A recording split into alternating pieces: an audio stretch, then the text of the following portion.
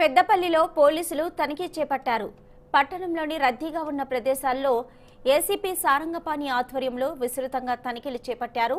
రాత్రి పెద్దపల్లి జిల్లా కేంద్రంలోని బస్టాండు, రైల్వే స్టేషన్తో పాటు ప్రధాన కూడళ్లలో పోలీసులు పెద్ద ఎత్తున తనిఖీలు నిర్వహించి అనుమానిత వ్యక్తుల వివరాలు అడిగి తెలుసుకున్నారు.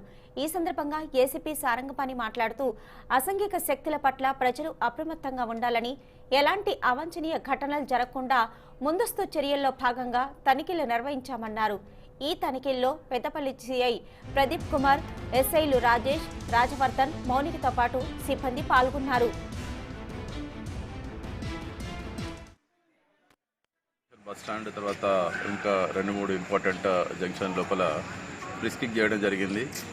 నేరస్తులు ఇతర సంఘ విద్రోహ శక్తులు కదలికలు నియంత్రించే ఉద్దేశంతో, అదేవిధంగా గంజాయి, గుట్కా ఇట్లాంటి నిషేధిత పదార్థాలు కూడా రవాణా జరగకుండా చూసే ఉద్దేశంతో సర్ప్రైజ్గా ఈ ప్రాంతాలను చెక్ చేయడం జరిగింది. ఇదే విధంగా రెగ్యులర్గా ప్రతిరోజు ఏదో ఒక టైం లోపల రైల్వే స్టేషన్, బస్టాండ్, ఇతర ప్రదేశాల్లో కూడా అన్నింటిలో చెకింగ్ చేయడం జరుగుతుంది.